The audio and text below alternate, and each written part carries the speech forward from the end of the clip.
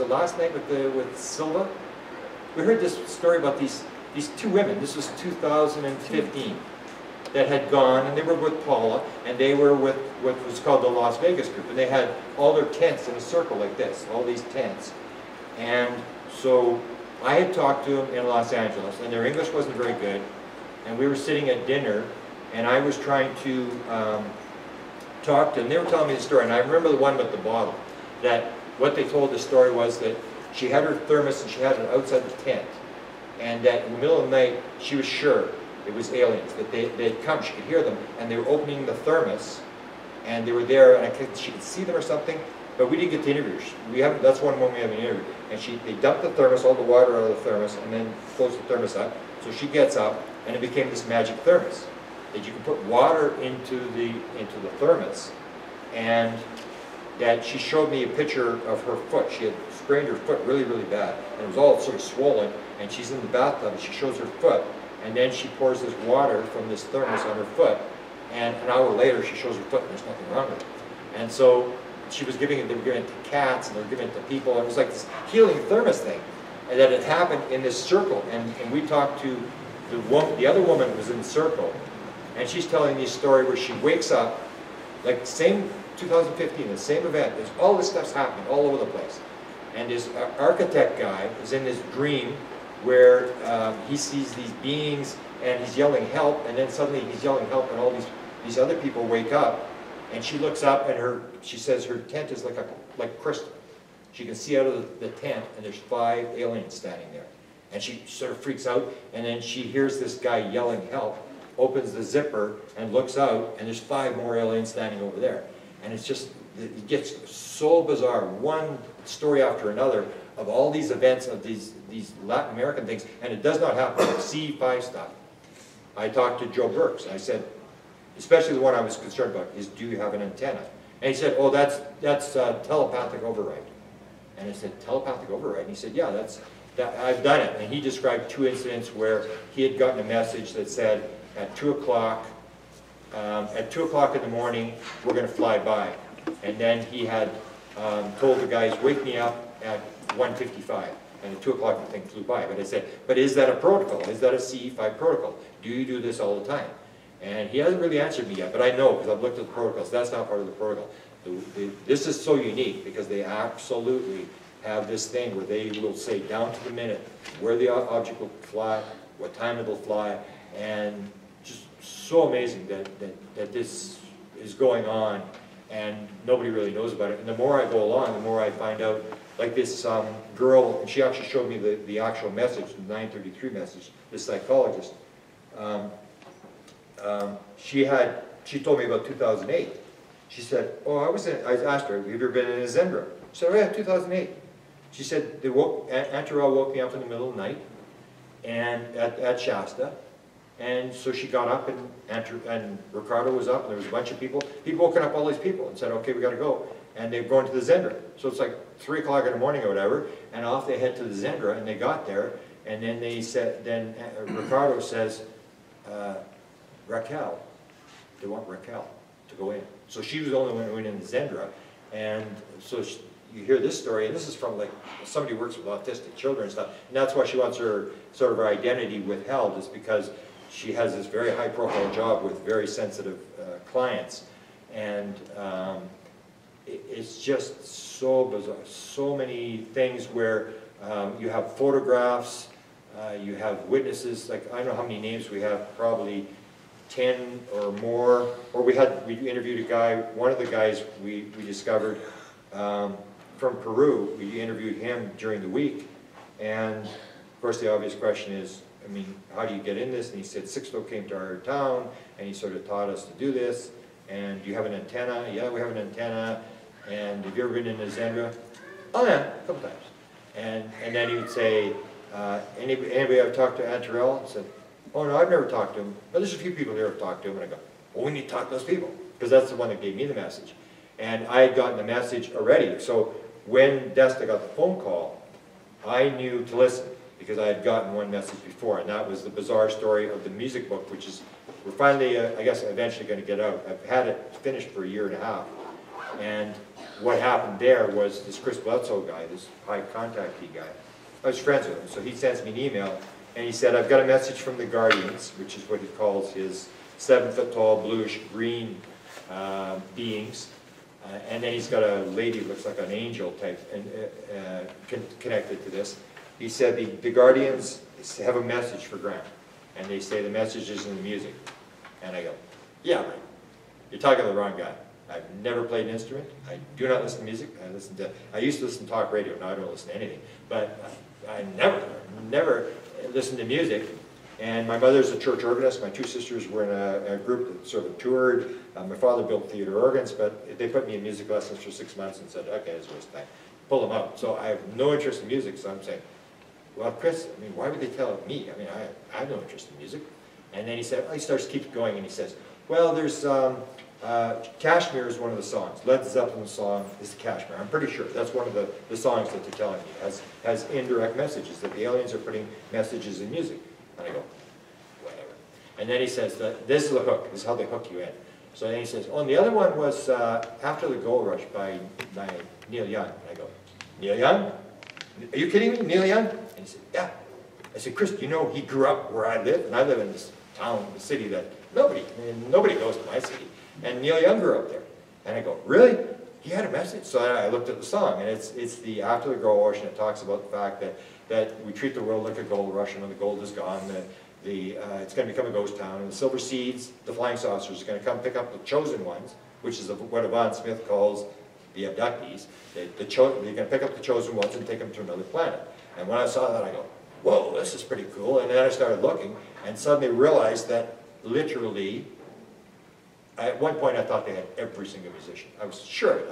I couldn't believe that you go to this one and you find he's been abducted, especially, and I could tell, like download songs. I could tell when somebody had a download song, and they were usually the biggest song of any band. Their biggest song was, they had a bizarre story that something had been downloaded. And in fact, now, there was actually a concert that they tried to set up a concert, and it was going to be called like it was going to be like Woodstock, like a UFO Woodstock, and they were going to have David Bowie was going to play, the Rolling Stones were going to play, John Anderson, some of these people, all these people that have been abducted, that have this experience. And so it was being arranged by Michael Luckman, who wrote the book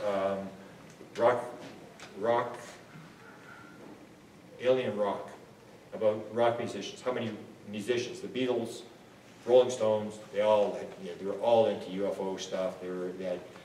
Mick Jagger had a UFO detector in his house, and they were all into this kind of stuff. And so he was going to set up this concert. It was going to be at Pepperdine University, and Luckman dies. He has a stroke and dies.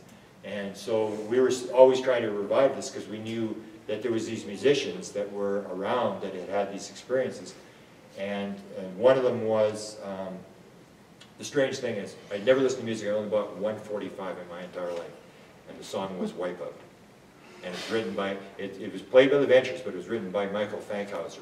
He's a musician, now lives in California, was in Hawaii for many years. And it turns out that he's an experiencer. And I actually know him pretty well now. And so I got from him, he was telling me who was going to be at this concert. And we talked about, and we've been on a number of interviews together. And so then suddenly, the guy who runs Portals to Ascension, if you ever follow, they have a lot of webcast things on channeling and UFOs. And they have my things when I do the DeLong thing. They always want me to do the DeLong thing. So they can bring 8,000 people in. He's got this ability to sort of make this thing go viral. And anyway, so then he contacts me and he says, I've got a musician, so it sounds like some major musician has come to him, and they've agreed to do some sort of concert. And I said, oh, this has been done before. Let me give you some contacts. And I give him, I said, Michael Fankhauser. And Michael said, oh yeah, I'm there. And he said, in fact, I was just with, what's the guy's name? The Moody Blues guy? No, the Moody Blues guy, yeah. Oh, wow. Not Pinder, the other guy. Starts with W. Wakeman? Anyways, the second big guy, because the Moody Blues, most people don't know, the Moody Blues were abducted, and they don't deny it. All four of them on the motorway from Manchester into London, and they've drawn the beams, and they're all very open about experiences. Pinder will talk about all the experiences he's had in his life privately. So he said, well, we're gonna actually have a space concert or something in England or Ireland or something. England. And there was the terrorism thing or something happened, and they pulled out of it. Manchester. And so they were actually going to have this concert. So they've got it, and so he's good friends with John Anderson from Yes, from the band Yes. It sold 50 million albums, and John Anderson is quite clear. If you've ever heard him, we actually had an interview with him, or I was helping feed in questions to an interview that was done with him. And John Anderson is like big time into this stuff. He actually says all music and all art comes from the Pleiades. And then he tells privately, he tells the story to Colin Anderson, 4 other people that I know, that he was in a suite in the Caesar's Palace in Las Vegas, and an alien came through the wall and gave him information. And so you've got these high-level musicians. So it looks like this concert may actually be pulled off. Because Fankhauser, I said, well, Fankhauser can bring you Moody Blues, he can probably bring you John Anderson, and we know Ozzy Osbourne will probably go for it. And there's these musicians, and they're going to have this major sort of rock concert to show that these people are experiencers, and sort of raise the consciousness of people who go like, I didn't know this guy was an experiencer, and I did the book, and it never got released. Now we're going to work on the cover, and it's time to come out. But I bet you, maybe not 3 dozen, but I have a lot of the major musicians of all times that are clearly experiencers, who will have clearly told their story. For example, Kiss. Ace Frehley from Kiss describes very clearly what he calls his experience, where he says, I woke up in the doorway of my house. I was half in the doorway and half out. He said, I've woken up in a lot of weird places, but this was the weirdest of them all. And he said, and suddenly in my mind, I started to realize I'd been on a ship. And I thought, it had to be, I've had dreams about UFOs before, but this was different. This was more real. And then he goes and he takes a shower and he's looking for scoop marks on his legs and stuff like this. And then he has a cup of coffee, and these images are coming into his head. And then he goes into his backyard, and there's this big burn crop circle in his backyard. And he says, and it's 27 feet across. That's my lucky number. And it's like, so you go through these people's stories, and it's just like really wild. Or the one that we're trying to publish his book.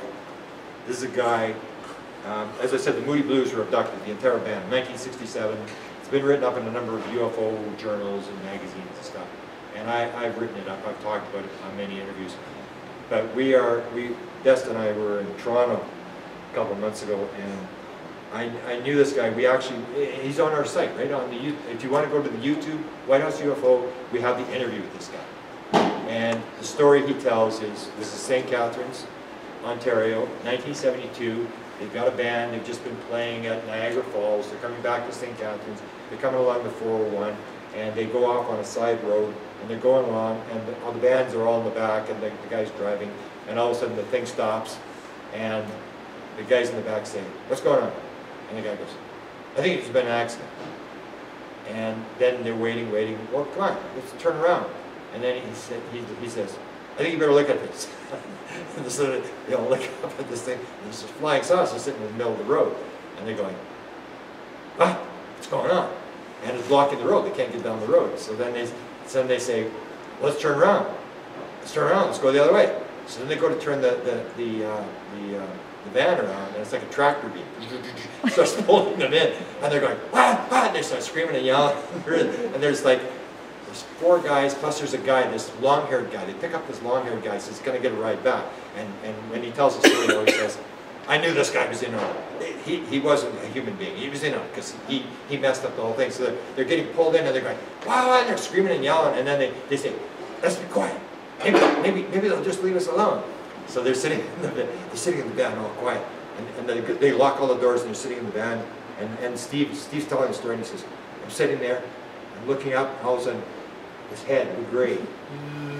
And he's not walking, he's sort of levitating. He's going along, you can see him going along the side of the van.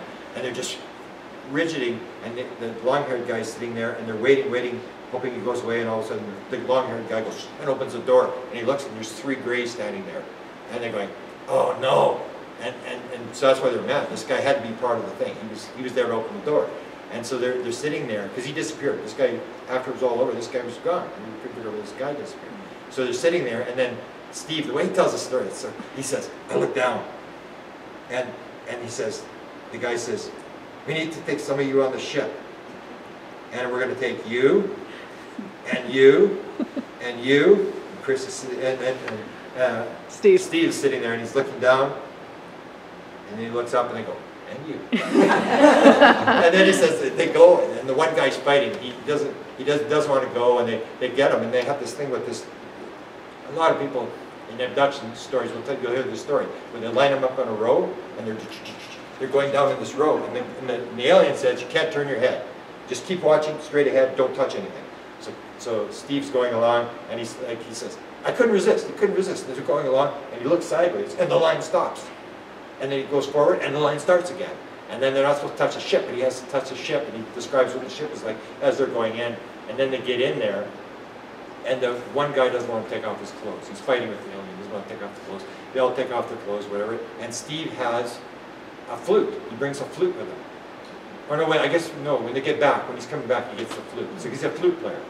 And so they go in there, and the aliens they say we need to do these examinations and stuff, and the guy won't take his clothes off. And so they actually let him go. So Steve tells the story. He's sitting there, and he's waiting, and then he goes, and there's a knob, and he sort of unscrews this knob, and he puts it in his hand. And he's completely naked. He's got this knob in his hand. And he's sitting there, and the alien comes up, and the alien looks at him, and he says, what have you got? He knows, he can read his mind. What have you got? And he goes, he holds this knob, and the guy says, you can't take anything. You can't take anything. He said, oh, well, I just had to get something. He said, no, you can't take anything. And he takes the knob out of Steve's hand. And then Steve actually gives him the flute. And the guy can't figure out how to play the flute. So Steve shows him how to play the flute. And he gives him the flute. And the guy actually takes it. Steve says, this flute is somewhere in outer space. This little flute. So they take him back. And I remember we have this friend of ours who does interviews. And he does this interview. So we're in Toronto. And we're in the bar. And he's telling the story, and everybody's just riveted. It's like the most riveting stories. He tells this story about what's going on, and then I says, Steve, tell me the other part. Tell me the part about abducting the entire audience. And the guy that interviews him sitting there beside me, he says, what? Abducting the audience? You never told me about that. And he said, well, you never asked. And so he tells the story about they're playing in Trent University in Ontario, and the band comes, and it's Friday night, and it's like super busy. I mean, it's like, like you can't get a seat in the place. But they go in, and there's nobody there. There's only one guy there in the thing. So they go in, they set up, and the guy's saying, it's kind of strange. There's only one guy here. And they say, okay. So they play the first set. There's only one guy there. Play the second set, and halfway through the second set, there's still nobody there. And it's like an hour and a half, and it's like there's one guy sitting in this big, university bar. And so then the bartender says, well, looks like nobody's coming. You might as well go home. So they pack up. Steve has to go. He has the trolley. He's supposed to go get the trolley. He's supposed to go get the trolley from the truck to come in, and they're going to move all the equipment back. So he goes out. And he walks out in the hall, and there's all these people lined up down the hallway. And he's looking at these people, and he goes, "That's kind of strange." And he goes up to the guy, and he says, "What are you standing in the hallway for?" And the guy says, "We were told to stand here." "But why?" "Well, wait. I don't know. They just told us to stand here." It's like this long line of people. And so he's going, can't figure this out. And was it an alien or was it a human? Did it look like a... At the beginning it was human. Yeah, it was a human. So this human guy comes to me and he says, what are you doing? What are you doing out of line? He said, I can't stand in line. I gotta get this equipment. I gotta go to the truck. And the guy says, get back in line. But I can't stand in line. And so then the guy says, well, come with me. Which I got to get the trolley, and the guy says, no, you can't. You got to get in line. And they were having this fight, and then he says, no, but I've got no time. I got to go. And the guy says, well, come with me. So they go out, and they go out the side door, and they go through the snow and around the side of the building, and it turns around the building, there's a flying saucer sitting there. And so then the alien, this guy goes, and he's talking to somebody inside the ship, and he says, well, this guy said he can't stand in line. He's not going to stand in line. And then the other person says, well, we can't take him now. We got all these other people. We can't take him now. And so then he says, well, can you come with me? Because now he's late. He says, can you come with me? Because the band's going to be mad because I didn't come back. Can you come with me? And the guy says, no, I can't come with you. I've got something to do. He says, no, at least come with me, and then I can explain why. And so the guy says, okay, we'll come. So he goes to the band members, and they're all just furious, like, where are you, and all this sort of stuff. And he says, well, this guy here, and he looks over, and of course the alien's gone. But this is the kind of stories that when you get into this field of musical stuff that, I mean, this guy tells the story, and we've got the whole story where he tells it, and he's so believable when he's telling this story. And then he tells a story about with his father, where the craft is there, and his father says, stay in the car, and it's this whole lifetime sort of experience. So the music book we're bringing out, and it deals with how many songs have been instantaneous downloaded, because most people, a lot of people don't realize that a lot of the major songs came instantly. Like Yesterday by the Beatles came in the middle of the night. He woke up and it was in his head, and he had all the melodies and all this sort of stuff, and he played it on the piano, and then he walked around for a month playing Yesterday to everybody and saying, did you hear this song? Somebody wrote it. And they said, oh, no, we never heard that song. We never heard that song before. And then we do that, and then we do the ones with people get songs in under 10 minutes, and a lot of those are like Sting. Sting's biggest song, which I think he still makes $2,000 a day or something on, 1983. He said, 5 minutes? He said, didn't even think about it. It just came to me, and he said, it's like and you find these major things. And we do the abduction. We do how many have had UFO sightings. And we've even had Desta's pretty good at music. So she'd actually come up, because I was supposed to do a lecture in England just on music. And she started on her cell phone, and she gives me like another 40. Oh, look at you know, like, all these new people. Like, I didn't know that, and I did, because I don't know who these musicians are. And when you start really looking, it's just like endless, as if there is some sort of truth to the fact that they are sticking the message, almost like the way we would do subliminally through movies, we put it in. And that's what that's what I think is the circus thing, is that, like the Chris Bledsoe thing, what happened there, they burned the tree. So I'm leaving Citizens Hearing, I'm going to Florida to show you one of these examples. We're going to Florida, I stop at Chris's place. Take pictures of the tree, we talk, and he takes me down to the river where this thing happens. There's these, you know, First he sees the one object, the sky rips open, like almost like a portal. He said the sky ripped open and this thing came out, and he knew, oh, they've seen me. And he's trying to hide, and then next thing you know, it's 5 hours later, and he's running down. He thinks it's like 5 minutes later. And then he's running down to these guys who are fishing. There's just like 5 witnesses to this thing. And the 3 guys are fishing, they're contractors, he's a big contractor, and they're fishing, and then he says, where's Chris? Where's Chris? And he said, where you been? Where you been? And he said, just at the top of the hill, I just went up there and came back.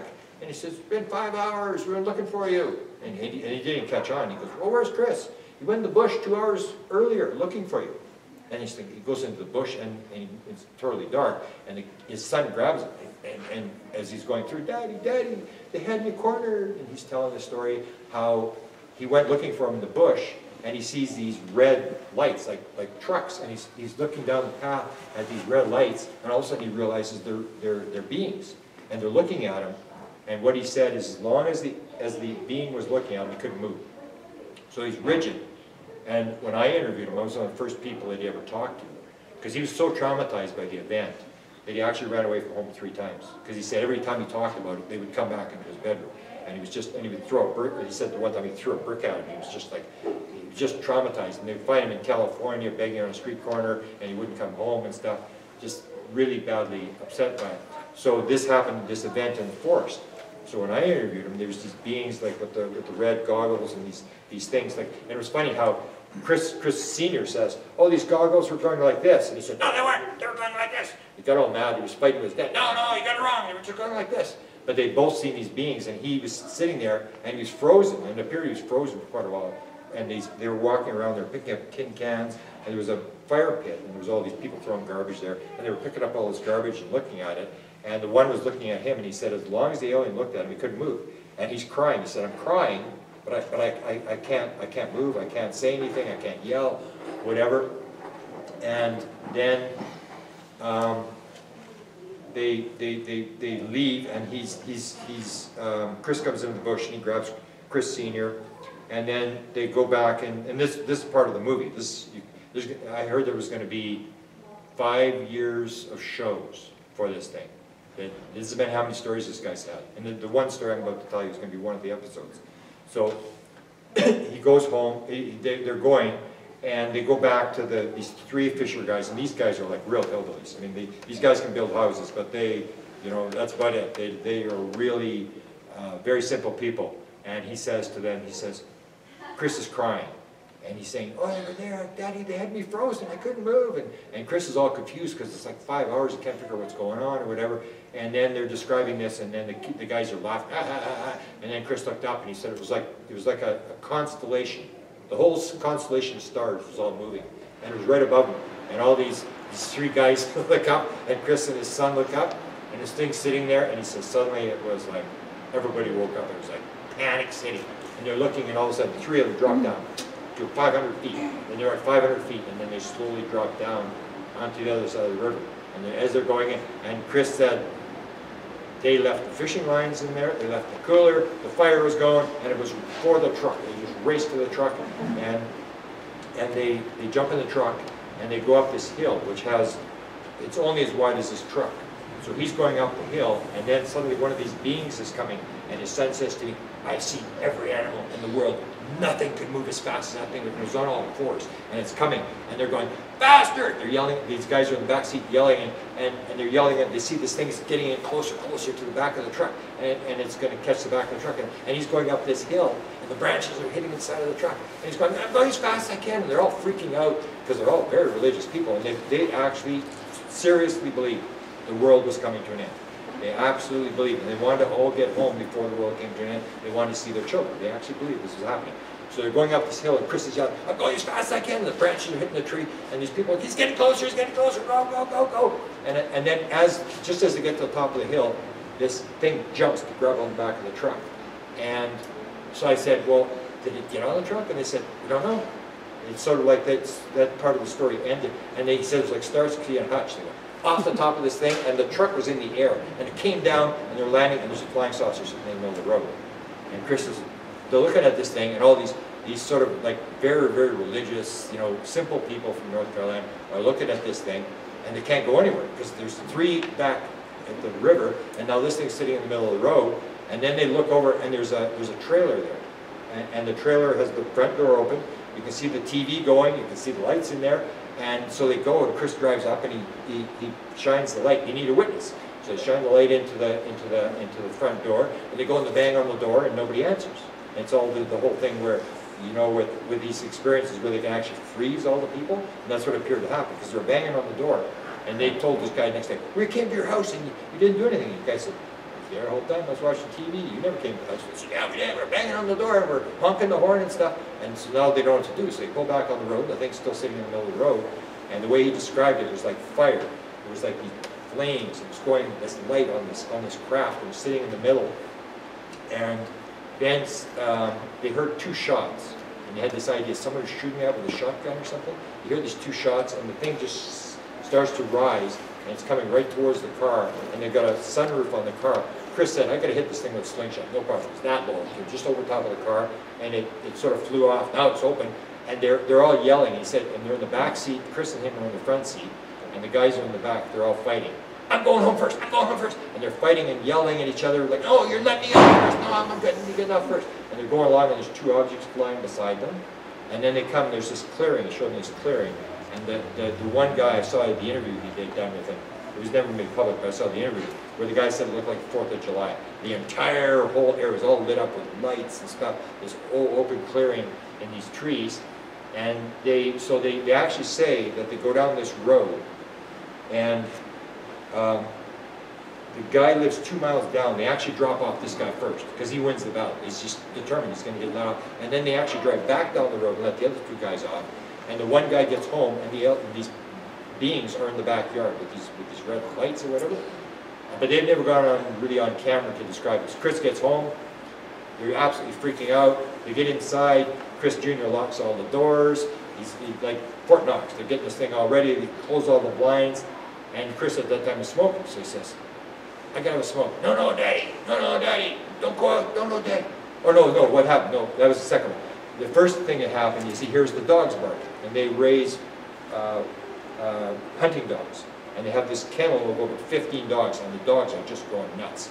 And he's going, they're getting in debt, because his father lived beside him, and there's a big shed. And this guy, it's almost like this bizarre thing that Chris can do anything. He builds these planes, he shows me these planes. And I said, oh, you built that? He said, yeah. So you built it from a kit? No, I just built it. It's like a plane. He built 2 planes. He builds these motorcycles, these real sleek motorcycles. You build that from a kit? No, I just built it. And I'm going, he has these abilities, these bizarre abilities to do literally anything. So anyway, they have this shop, so they build stuff in the shop, whatever. And his father was actually there. So they're getting in Daddy's shop. Someone's breaking into Daddy's shop. So he goes out, and the kid's grabbing on. No, Daddy, don't go out, don't go. He's hanging on to him, and he's trying to get his kid off his back. His kid's 17. No, come on, we gotta go. And he goes out there, and the dogs are all. There's a sort of a small forest in the backyard, and the kennel is here, and the dogs are all facing into the forest. So he figures what's ever happening is not breaking into the thing, but there's something in the forest. So he takes his dog, and he goes to this edge of this forest, and he puts the dog there, and then he says, go get him. He kicks the dog in the rear, and the dog just races through, and this is where he got run. So he runs around, and this is where he puts his hand on a tree, and he's sitting there. He's trying to, because the dog is coming through, and he's on the other side waiting for whoever it is to come out of the forest. And that's when he's sitting there, and you can hear the dog getting closer and closer. He looks around, and this alien is there, like close enough that he can touch it.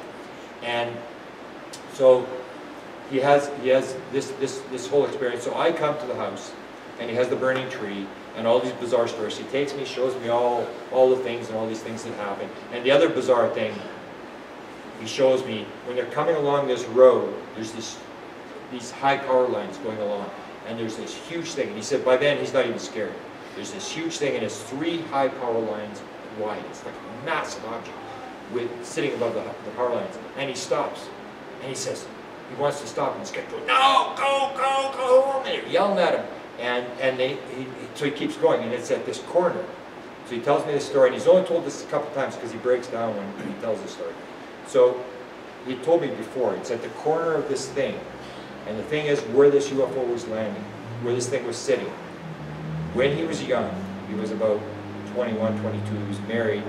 He comes around that corner, he's going, his wife, they're having a party in the forest or something, and his wife was going to the party, and he's coming to the party in a separate car. He comes around the corner, and there's this car, has missed the corner, and has rolled into this yard. So he looks, and he can't really see, he can't see anybody in the car. So he goes to and it's all dark, so he goes to the door, and he knocks on the door, and he says to the people, he says, there's a car just rolled over in your front yard, you better call an ambulance. And then he goes back, and it's dark, he trips over his body. And he leans down, he picks up his wife, and she dies in his arms. And so when this event happens, this thing is exactly where his wife died. So you have these bizarre synchronicities. So it's just you can see why they're going to do 5 years of shows on this guy. It's just like bizarre. So I come, and this is the story that they're going to do, the bizarre story. So I go to his place, taking pictures of the tree. I take pictures, of this backyard where he had. Just so you know, it's 10-2. 10 to what? 10-2, I think, when it's over. 8 10 to 9. 9. 10 to 8. 10 to 8. Okay, so I'll just finish this story, and then maybe if people got questions, we can go. So he has this I come to his house, I take all these pictures, shows me the tree, takes me around the forest, shows me where the UFOs, where they were fishing, the whole thing, and it's just riveting as you go along, and there was UFOs here, and there was things, and all this sort of stuff. And then I get to interview his son, and his son was very hesitant. He didn't want to talk, and then Chris says, Mr. Cameron came 2,000 miles to talk to you. You should talk to him. And he said, well, if my girlfriend's not here, I'll talk to her. And so then I asked him, like in the bush, I said, so how long do you think you were in the bush? How long do you think they had you frozen? I don't know. Well, hang on, and to me it was very simple, because they're all into guns. Like when this incident later, when I was describing in a minute, happened, he came over with a semi-automatic rifle. I thought he was going to try to take down Ben Laden or something. I was like, holy cow. I mean, I'm from Canada, we're not used to guns, I was like, holy cow. There's people running around with these semi-automatic rifles and stuff. But anyway, so we go there, I'm taking pictures of the tree, I'm talking to him, and I stay overnight and meet his wife. I'm talking to the kids about these shadow people that move around the house, and I'm talking to the kids. Did you see the shadow people? What did you see? And they would describe, they're all sort of, and Chris really, Chris Senior, really, Junior, really didn't talk to me until later, but he was there, and all the other kids are talking to me about what they've seen and stuff. So it's the afternoon, I'm ready to go to Florida, and I say, Chris, I gotta go. We're sitting there, we're playing Facebook. I'm doing my Facebook. We're sitting in this living room with our computers, and we're just not talking to each other, we're just playing Facebook, and it's about time to go, and all of a sudden, I hear Chris say, so what are you guys doing in the room? And I look up, he's got 3 dogs. He's got a little Chihuahua, he's got a medium size, and then he's got Nellie, who's the big black lab. And these 3 dogs they're walking around the living room, and he said, how'd you get back in the house? Because there's nobody else, all the wife and all the kids had left, whatever. So we go to the front door, and the door's open. And he goes, how did the door get open? So he, come on, get outside. He pushes them outside, and he closes the door, whatever. So about a couple minutes later, I left. I go to Florida, and I get on my email, and he says this email from Chris, and he goes, it happened twice more after you left. He says, they're outside, and he says, and suddenly they're inside, and the front door's wide open again. And then I put them outside again. I went to the bathroom, I came out of the bathroom, they're back in the house again. The front door's wide open again. And it was like the music thing. It's like, ah, you left the door open. I'm thinking to myself, whatever, you left the door open. So I'm not impressed whatsoever. So I lecture for Paula. I'm coming back to Washington, drop off the U-Drive, or the rent-a-car. So I go on, I'm going to take some more pictures. So I take some more pictures of the tree, and then he tells me the story about being in the back. Bizarre story, there's this forest thing with very heavy sort of evergreens there. And they're so tight that you can't really walk in them. You have to crawl underneath the evergreens, and there's the UFOs landed in the back. And he tells me the story, how he was a famous hunter. He killed the 2nd biggest bear in North Carolina or whatever, like right up close. The bear was about to, hit him. And very famous hunter. So he had got his gun, and he was on all 4s. And he's telling me the story. The 2nd day, he's telling me the story. He's crawling under these evergreens. He's trying to get close to this craft. And he gets to a certain distance, and I've heard this story at least 3 times. Where he gets to a certain distance, and he's like just overcome with fear. And he's like, oh, and he turns around, and he starts crawling back out, and he goes, that's pretty stupid. And he turns around, crawls back, and he gets to the same point, and he can't get any farther. It's like almost like they've got a force field that creates this fear. So then he's crawling back, and he says, he's crawling back, and he comes into his yard. This is sort of in a yard in behind us. And he's got a big, huge property. He comes back into his yard, and there's this sort of fence, and he's showing me the fence. I'm taking pictures of this fence, and he crawls through the fence, and he looks up, and there's 2 of these silver, white, glowing, like they're glass, like he said, like glass, like glowing glass with these red eyes. And they're just standing there looking at him as he crawls from underneath this fence. And he said, I have never been so embarrassed in my life, because he had this gun.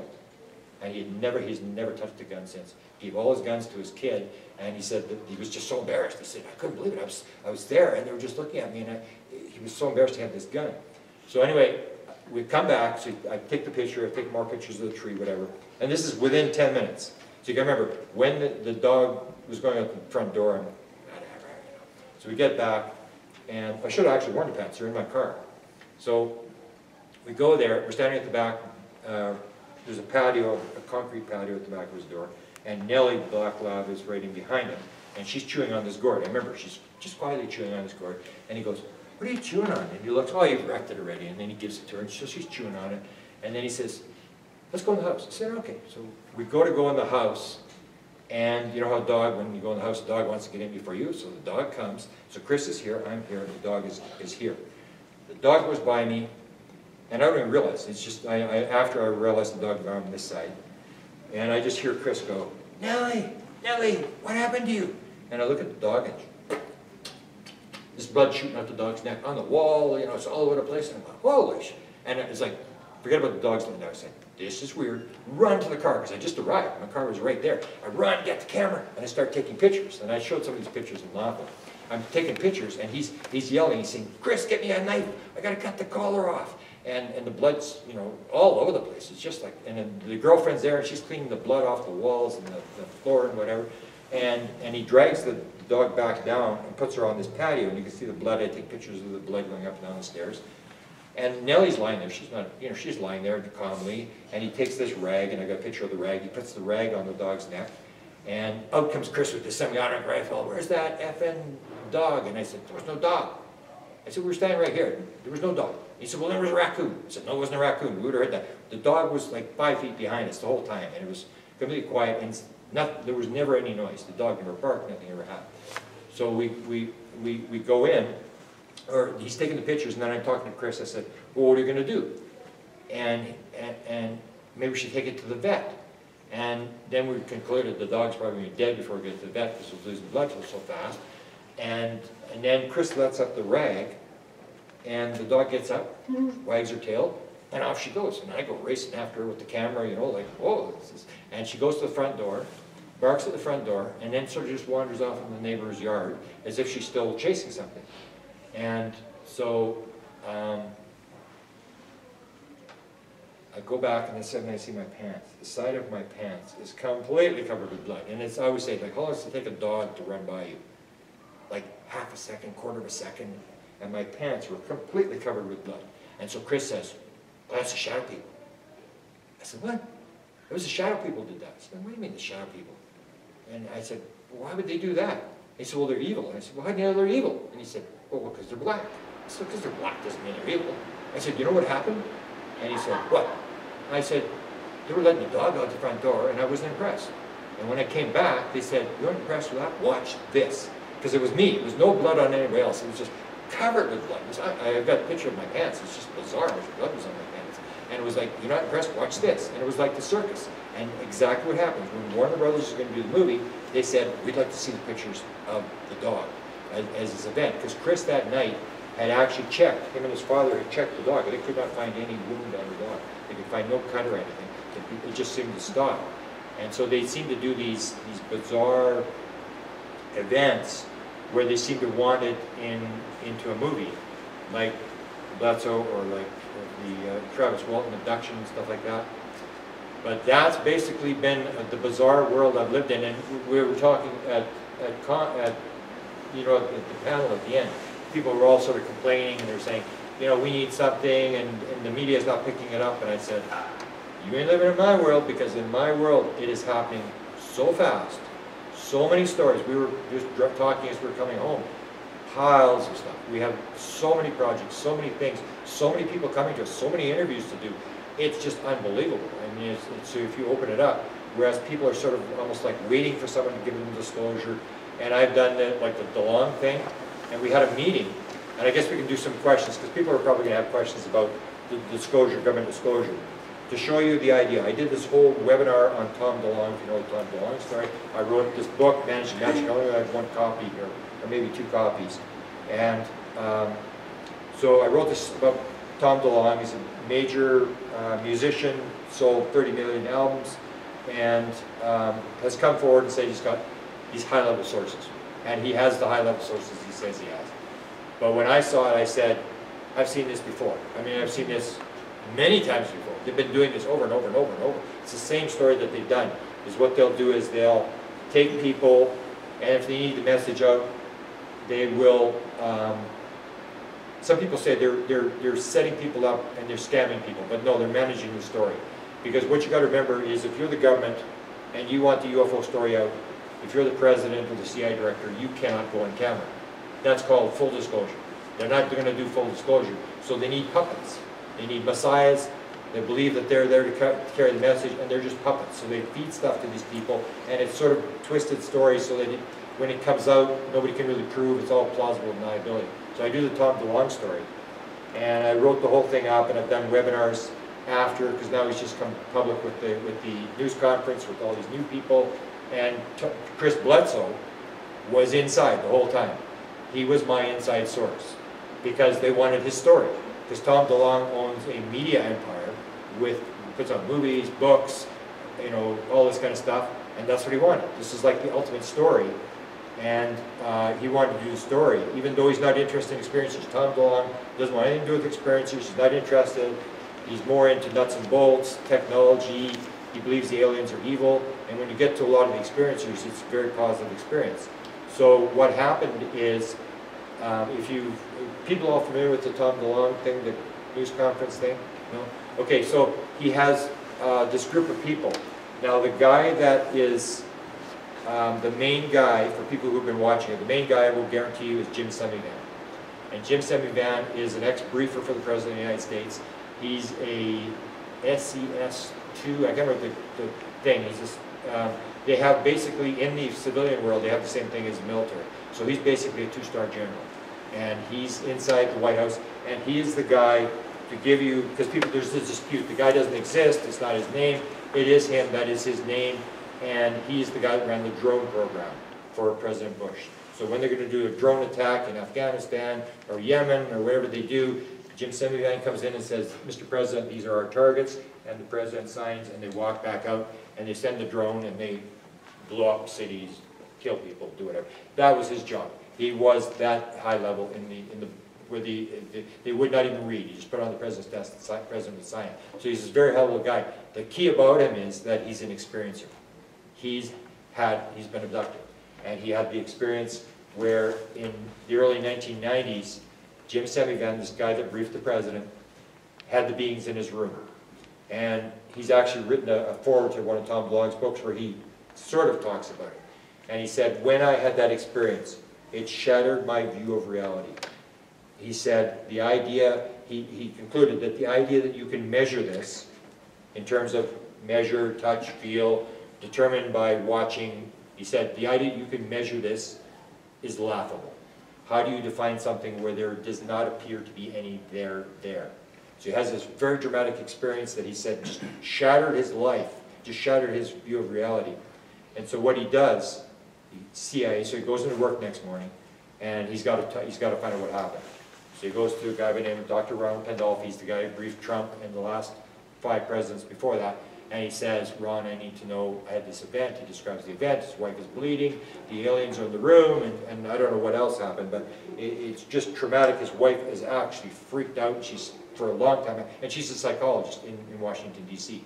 She's freaked out for a long time and said, I need to know what's going on. And Ron says, you don't have a need to know. Anyway, what? I don't have a need to know anyway. Ron, you bring your boss's boss into my office, and we'll see who doesn't have a need to know. So they bring someone into his office, and they say, you don't need this. This will ruin your career. You don't need this. Pretend, and the word was, pretend it's a one-off. Pretend it only happened one time, and it'll never happen again. But you do not need this in your career. So he finishes his career, he retires in 2008, and that's when they brief him. That's when they tell him what's going on. That's what he's told Chris Bledsoe. He actually goes to Chris Bledsoe's birthday party. He's very close friends, and he said to Chris, I've known about you for a long time, but when I was in the CIA, I could not talk to you. And he talks to Chris because he's an experiencer, and so is Chris an experiencer. And so he tells Tom DeLonge, he says, I want you to take Chris's story. I want you to take it to Hollywood, and I want you to make it happen. And so they had he was part of the thing. They were going to go to Steven Spielberg, J.J. Abrams. They're going to run this whole operation where they're going to put all these stories. And this is disclosure. So they take these true stories, they fictionalize them, they put them in Hollywood. Spielberg's going to be behind it, J.J. Abrams, and they're going to put this thing out. And then what happened is I phoned up Chris, and I said to him, what are you doing with Tom DeLonge? And he said, well, what do you mean? He's a smart guy, he's a nice guy. I said, I don't deny that, but he's into evil aliens, man. You're not, because he has this experience with the Shining Lady who comes to him, says, you have a message, you have a burden, it is yours to carry. The burden is the message. I said, did the Shining Lady tell you there was evil aliens? He said, no. I said, what are you doing with Tom DeLonge? I mean, I can't believe you're going along with this guy. He's going to do an evil alien thing. That's why Warner Brothers, he pulled out of this $80 million production with Warner Brothers because he couldn't control the end of the script. And so he basically pulls out and turns down $200 million that they were going to put into his part of the story. And so basically Tom DeLonge came out, and then we have to show you how fast this thing moves. People think nothing's happening. I say, Tom DeLonge says the same thing. If you think nothing's happening, you have no idea what's going on. And the same thing with me. So we go this weekend, and I wrote the book Managing Magic. I do the Tom DeLonge news conference thing, and this weekend I'm approached by Melinda Leslie, who's the top authority in the world on MILAPs. And she says, I need to talk to you. And I said, oh, okay. And she said, I was looking for you last year. I need to talk to you. When you did your webinars, I gave it to all my people, and I say, watch the webinar. This is your homework. She said, I've been working on this for 25 years, and you're right on the mark. And she said, I've got 80 pages of notes.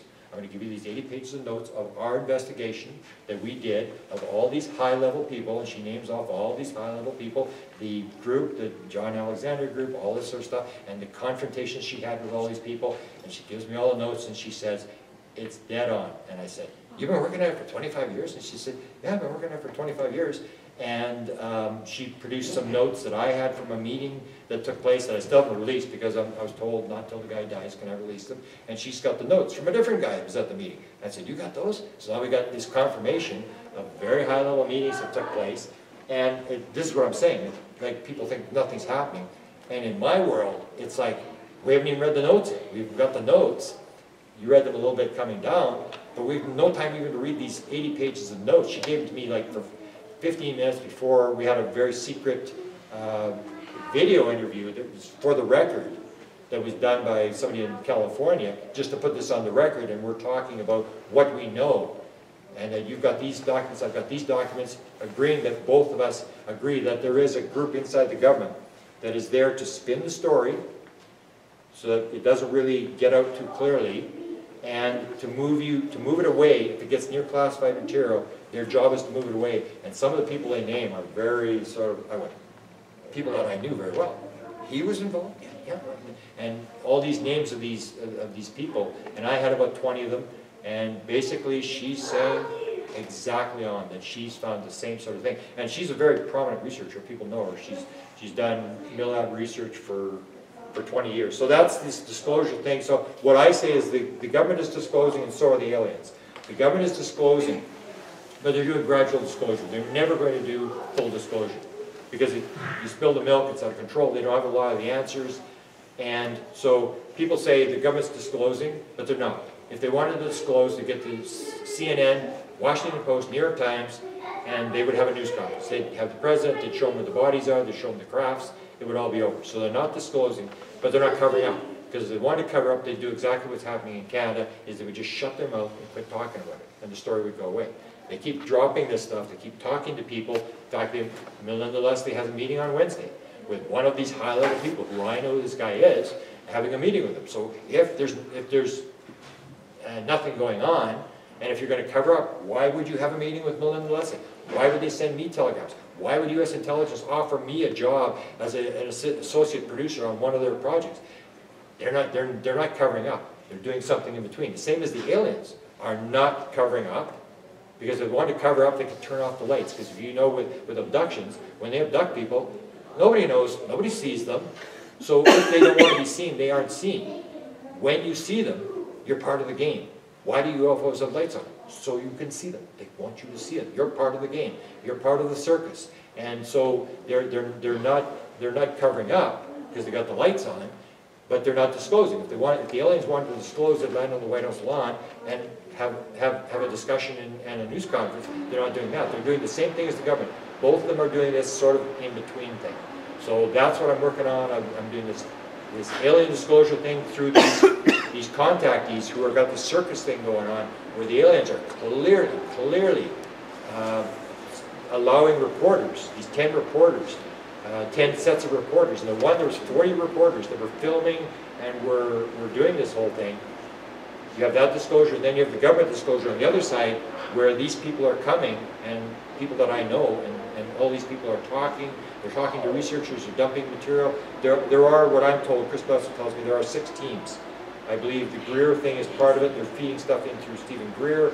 There's this documentary thing, 6-part documentary that I was offered an executive producer on, that's going to talk about portals.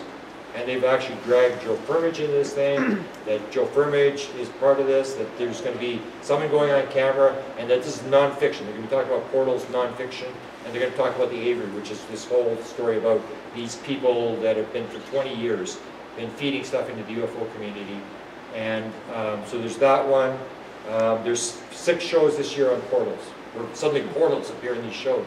And I believe some of that is, there's a guy by the name of Chase Brandon, who was the second highest guy in the CIA to speak publicly on behalf of the CIA. He was the liaison to Hollywood. And this is how it works. If you're doing a CIA movie, if you're whatever you're doing, I have 2 options to stop you. I can either kill you, or I can set you up. And what they're doing is they're spinning it. So Hollywood's doing a movie on the CIA. They're not going to stop them from doing a movie on the CIA. So they're going to say, I hear you're doing a movie on the CIA. I'm from the CIA. Would you like to come for a tour of the CIA? We'll show you how it works. We'll introduce you to agents. We'll help you. We'll give you some funding. We'll do this. And everybody's, oh, yeah, come to the CIA. And what they're doing is they're managing the story. And that's what they're doing with the UFO thing. They could either, I've never, because you hear all this conspiracy stuff. In 42 years, I've never been threatened. And I have never had someone come to me and say, I've got all these top secret documents and I want to tell, I'm going to violate my security clearance and tell you everything I know. Never happened. So you have this situation where they can either kill you or they can manage you, and that's what they're doing. So they're managing the story, and the aliens are doing the same sort of thing. The aliens are just raising the consciousness, where more and more people know, or more people like me. Part of the message I got 3 messages. First, I was coming to the mountain. The second was you'll put the pieces together, and the third was from this PhD psychologist who said that later after the event she got a message that I am to put the story out. So this is how they're moving it into the English-speaking world, and Desta got this offer where Sixto Paz offered us to translate all his books, and this is like a major figure in this thing to translate his books into English. So for people to say there's nothing going on, I would tell you, absolutely. I've never seen it. 42 years. It's like, it's on steroids. It's like unbelievable. There's just stuff happening everywhere. Synchronicities. We have picked up a girl in Florida to help us. We have all these people now that are helping us because there's just so many things that are happening all at the same time. So if anybody's got any questions about whether it's alien stuff or the government, the evil government, which I don't believe exists. I do not believe. I've met these high-level guys, and I know Joe has met some of these people. They're just people doing their job. They believe they're saving the world. I do not believe in the evil government. I do not believe these people get up every morning and put their picture on there and their grandkids and say, now I got to figure out how to destroy the world. I mean, they may be deluded, thinking that if they get all the money or whatever delusion they have, but they all will think that they're actually doing the best job they can. And so, any questions? How did you get involved with Tom DeLongo? Well, I heard the first story came out that he had these high-level sources, and as soon as I heard it, because I was involved with Bill Moore in the 80s, and Bill Moore's exactly the same story. The way they brought Bill Moore in, and I guess I should point this out, Bill Moore was the guy who wrote the original Roswell book. Before Bill Moore in 1980 wrote the book called The Roswell Incident, nobody had heard the word Roswell. It was not discussed. It was not on the radar. But Bill Moore they'd done these interviews, and Bill Moore had done this book called The Roswell Incident, and it was a book of actual research where they had the head of intelligence, and they had all these actual witnesses, high-ranking people who'd been at the site, and suddenly it was like, holy cow, Bill Moore is this, and it sold over 1 million copies. It was a big-selling book. So he goes on the book tour, and then what happens is he gets a phone call in Albuquerque, and the guy on the phone says, you're the only guy who knows who you're talking about. This comes after the show. I'd like to talk to you. Bill says, I'm on the book tour. I haven't got time to talk to you. He goes to Omaha, Nebraska. There's another phone call from Offutt Air Force Base. The guy says, I'm from Offutt. I'd like to help you. You're the only guy who knows who you're talking about. And Bill said, yeah, I am.